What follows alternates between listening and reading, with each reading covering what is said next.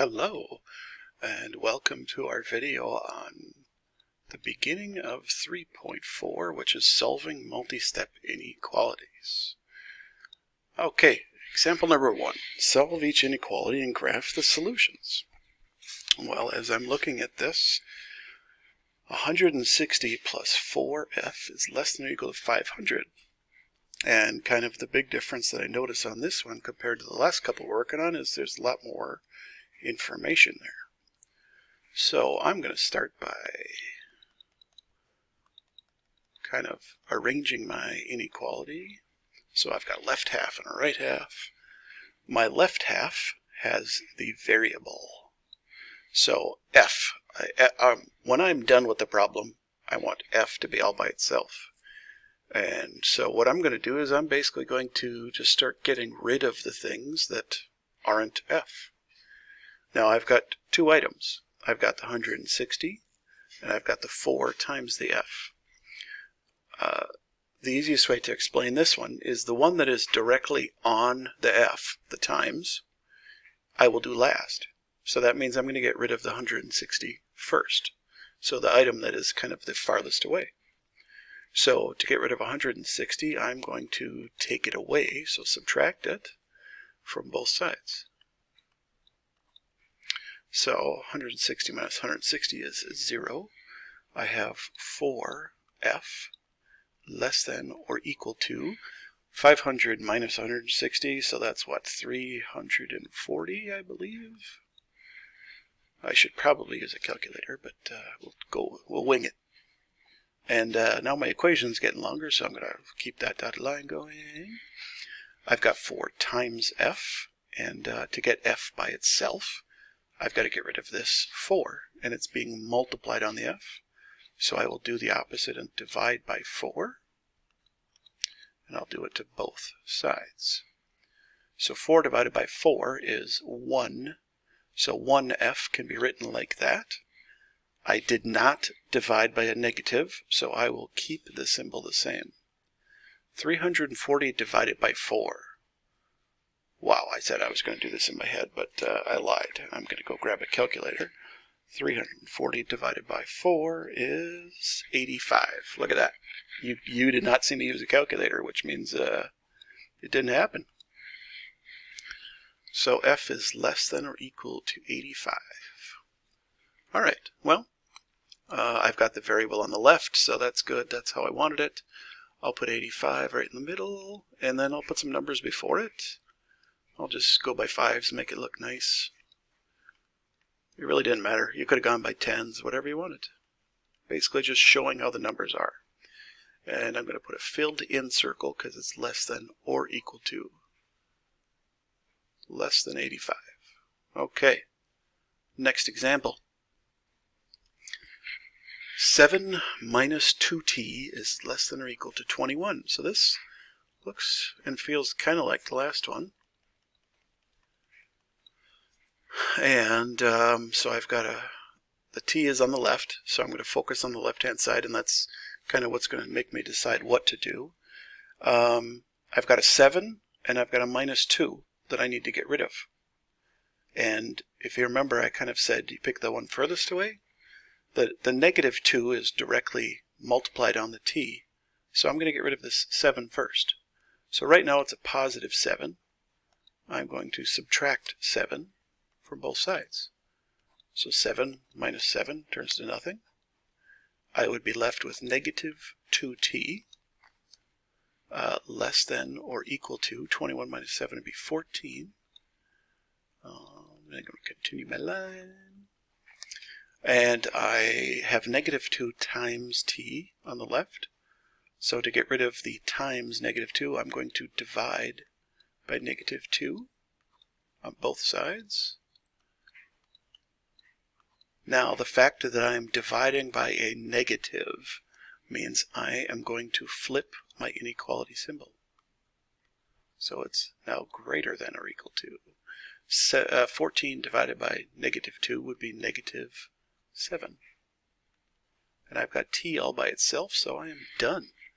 And it's even on the left-hand side, so that's perfect. Negative 7. So I got to go smaller than -7, bigger than -7, and it's greater than or equal to, so fill it, circle in, and greater than to the right. It is pointing to the right, so I will shade to the right. Okay, nice. Second style question. Simplifying before solving inequalities. So I'm looking at this example. I've got -4 plus -8 less than -5c minus 2. All right? Now, part of the reason I like doing this line in the middle where my equation is because that kind of determines some things that you do. So if I'm trying to cancel a number, like say, this -2, I would add 2 to both sides of the equation. Now the reason this is a separate style example problem, if I look on the left hand side, the -4 and the -8 are both numbers. Now they're on the same side already. I can just put them together. I don't need to do something to both sides of the equation. And I know I've seen that as an error a lot in the past. These are on the same side, so I just combine them. So -4 and -8 makes -12, less than -5c minus 2. Well, now I'm going to focus on solving this because I simplified and combined anything that could go together to start with. On the right-hand side, the -5c and the -2 aren't like terms, so I can't put them together. They're separate. So now I'm going to go about solving this. And now I've got my c is on the right-hand side, so I'm going to focus everything on the right-hand side. I'm going to cancel off that -2 first because the -5 is directly on the c. So I'm going to cancel off -2 by adding 2 to both sides, because that's how I cancel. -2 plus 2 cancels. -12 plus 2 would be -10. Okay, my right-hand side has -5 times c, so I'm going to divide both sides by -5. Ooh, I almost forgot. Gotta keep that going. Okay, -5c divided by -5 would give me 1c. And then I've got my symbol, and then -10 divided... Oh, I almost botched that. That's exactly what you guys are going to do sometimes. I even said it in my head, and I forgot to do it. I am dividing both sides by a negative number, which means I need to flip that symbol. There, I erased it. It didn't happen. No mistakes were made. That's why you guys have erasers. They work great. So divided both sides by negative, I flip the symbol. -10 divided by -5 would become +2. And there is our correct answer. Now I like to write it so that the variable is on the left, so I'm going to write c, and it's pointing at the c, so c is less than 2. You don't have to do this, I just like to do that. Okay, so 2 in the middle, bigger, smaller, and this is a less than symbol, so it is an open circle, and I'm going to shade to the left, because that is the way the arrow is pointing. And that is the reason I like to write the variable on the left. Points to the left, shade to the left. Okay. A different style of simplifying before we solve. So I've got -3 times parentheses 3 minus x less than 4 squared. Well, I have a feeling we got a handful of things to do here. So immediately what I'm going to, 4 squared, I'm not going to write 4 squared. 4 squared is 16, because 4 squared means 4 times 4. So I'm just going to write 16. Okay, and over here I've got a number in front of a parentheses, which means I can distribute that out and multiply it times both things. So negative 3 times 3, well, that's negative 9. Negative 3 times negative 1x, because there's no number here, that means it's a 1. Negative 3 times negative 1 would be positive 3x. Okay, now I'm going to get about to actually solving. So my x is on the left, so that's kind of where my focus is. So my goal is to get x all by itself. The 3 is right on the x, so I will do that last. So I'm going to get rid of negative 9, and I'm going to cancel negative 9 by adding 9 to both sides of the equation. So negative 9 plus 9 is 0. So I've got 3x less than 25. And I'm going to continue that on. And I've got 3 times x is less than 25. I kind of specifically said 3 times x. So that means divide by 3.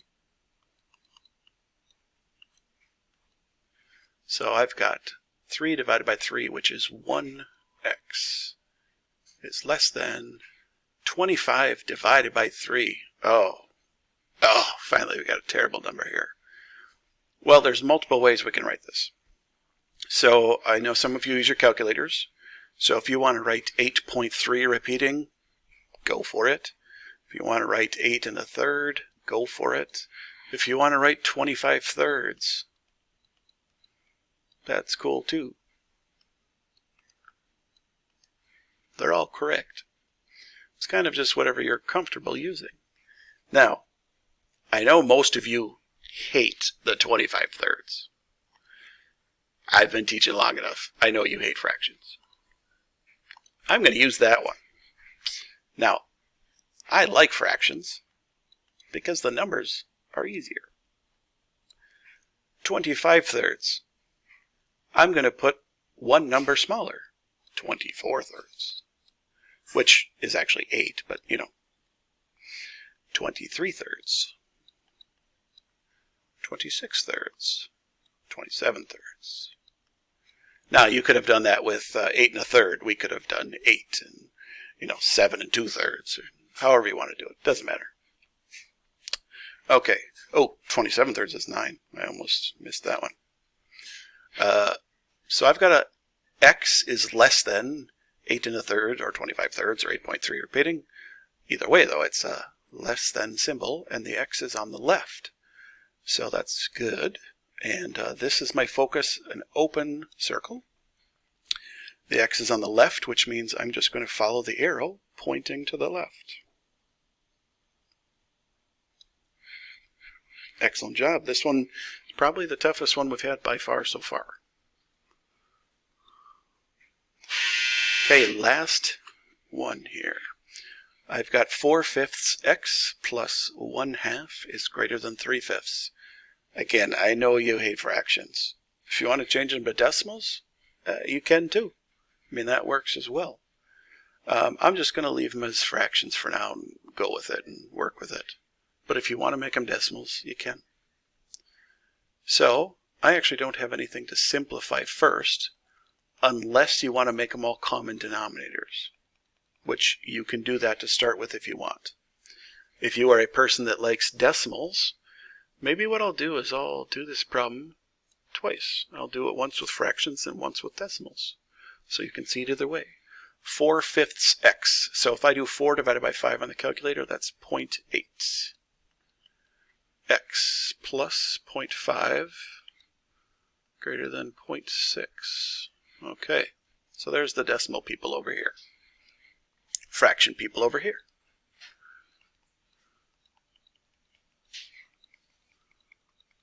All right, so I got 4/5 times x plus 1/2. The 4/5 is directly on the x, so I'm actually going to cancel the 1/2 first. So I'm going to subtract 1/2 from both sides. So I've got 4/5 x is greater than 3/5 minus 1/2. So here I'm just going to use some little scribble work down here. So 3/5 minus 1/2. they're both common denominator would change to 10. So times 2 times 2 times 5 times 5. And that would give me 6 over 10 minus 5 over 10. Well, that's going to give me 1 over 10. Okay, got it. Now I've got 4/5 times x is greater than 1/10. And again, this one can be solved a couple ways if you remember from section or two ago. You can divide both sides by 4/5, which is correct. I think the method that a lot of you would prefer would actually be to multiply both sides by 5/4. It's your choice, though. Okay, so 20/20 is 1, because 5 times 4 and 4 times 5. So 20/20x is 1x. And I've got 1 times 5, which is 5. I've got 10 times 4, which is 40. So I've got 5/40, which reduces. I can divide them both by 5, whether you do that in your head or not. So this reduces to 1/8. All right. So there is my answer in fractions. And it looks like I took up a lot of space over here. So let me erase some of that, and hopefully it doesn't... Yeah, I don't know how to do it any better other than erasing. I mean, it's on video. You can rewind and write down the info if you want. Okay, so solving it with decimals. I'll kind of put a barrier in there. I've got 0.8 times x plus 0.5 is greater than 0.6. 0.8 times x will be the last thing, so I'm going to subtract 0.5 first from both sides. And positive 0.5 minus 0.5 is 0. So 0.8x is greater than 0.1. Conveniently, 0.1 is the same as 1/10 over here. And 0.8x is the same as 4/5 x.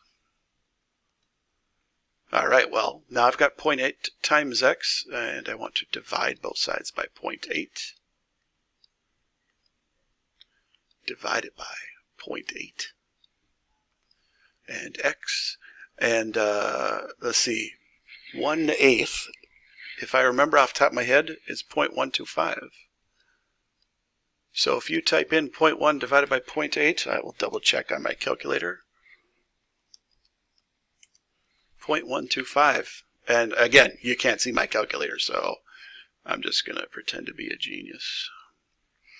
They're the same answer, so you can pick, whichever method you prefer. So 1/8, I'm going to put right here. I like fractions. 2/8, which is 1/4. It's like a ruler. 3/8. 0/8. I'll just write it for the heck of it. And negative 1/8. All right. It is x is greater than 1/8, so open circle, and the x is on the left, so that's convenient, and the arrow is pointing to the right, so I'm going to shade to the right. Ah, that's a terrible arrowhead. Okay, I've got 2 up here. Why don't you see if you could figure out these 2 on your own? Pause the video here for a couple minutes, try them out. And here are those 2 answers. Hopefully that went well for you. If not, I mean, that's kind of why we can talk about it in class. Hey, nice job. This section was not necessarily an easy one, so hard work pays off. Nice job. Try out your homework.